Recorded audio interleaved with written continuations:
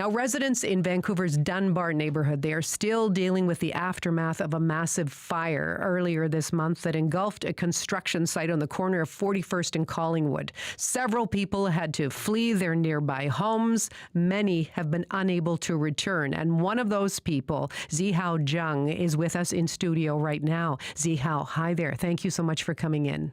Hi, thank you for having me. Okay, can you walk us through some of those first moments when you first noticed the fire? Yeah, so like 1 hour before the fire, I was there grocery shopping on Dunbar Street. And when I was walking home, I could smell some smoke in the air. And I thought it was like wildfires from North Van. But when I was home cooking, I could see like flames, like fires in the building, like in the construction site right in front of my house. And I thought it was like under control because I could hear fire trucks at that time.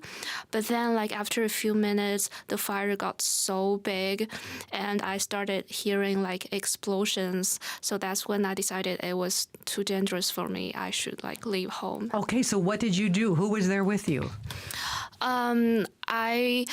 I first like checked the other parts of the house because I had two housemates and one housemate was there. So we both heard the explosions. We decided we need to run with our cats. So like I grabbed my cats and I first wanted to like leave through the front door. But when I opened the door, like I was hit by the heat wave. It was like so scary, and the building was right in front of me. I could see the fire like 10 meters away. So I decided to use the back door, and I just like grabbed my cat and ran like all the way to like 36th Avenue. Yeah. You ran like 5 blocks away. Yeah. What was going through your mind at that moment? Must be an incredibly emotional time. Yeah, I was like really scared of like the building collapsing, like the fire, like myself catching on fire, and also like the embers falling on me. And when I was running from my home, neighbors started to come this way. So like I was running the opposite from them. And when I was like a few blocks away, I finally felt like, I was at a safe distance. So like I just kind of like collapsed on the ground. I was like trembling, and a few neighbors came and checked on me. Oh my. So when you were finally allowed to go back and see what was left of your belongings at that site, what did you see? I mean, the house was like a total disaster. Like the fence was all gone. There were like embers everywhere, and the plants were all dead. I was really scared when I was going to open the door. But the inside of my unit wasn't too bad, just like smoke damage, and my belongings were still there. But it was quite emotional for me to see like a place I used to live like look like that. Right. Well, what about your belongings? What was left? I mean, my clothes and everything else were pretty much intact, but I had to like get rid of like the cat tree and some sheets because they smelled like smoke. Right. So what about then? You were not able to move back into that place after the fire. Where did you stay? So the emergency services of the city placed me at a hotel for 2 weeks. But after the 2 weeks, I had to like find a place by myself. And now I've moved to a new place. I see. What about your cat? He's with me. Yeah, he's pretty distressed, but he's still hanging in there. Okay, so I'm just trying to think of who came to your aid, who helped you get through those first weeks. Yeah, so most of the support I got was from my neighbors. They were so kind. They donated a lot of like clothing, food, and even gift cards to me. And some neighbors offered to like drive me around the city to get stuff done.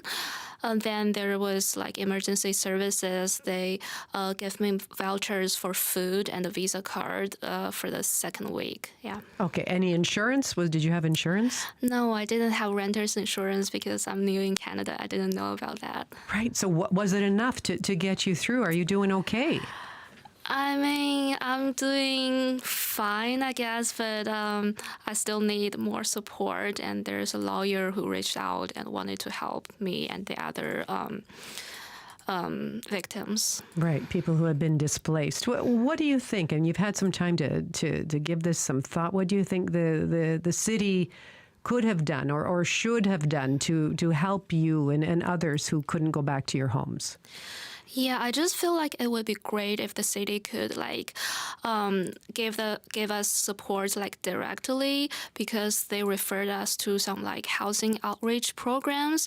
And when I went to their offices, there was everyone was there, people with other problems. And I just feel like it would be nicer if the city directly gave us housing support instead of just giving a list of numbers I could call. I see. So now you have a new living arrangement with a new friend. Is that what's happening? Yes. Okay. In the similar neighborhood? It's in Carrisdale, so close. Okay. Zihao, I don't know. What's been going through your mind, just sort of reflecting back on this experience you've been through? Mm-hmm. You're safe. You're here. Your cat's okay? Mm-hmm. Yes. I mean, it's important that I'm safe and my cat is safe, and it's just been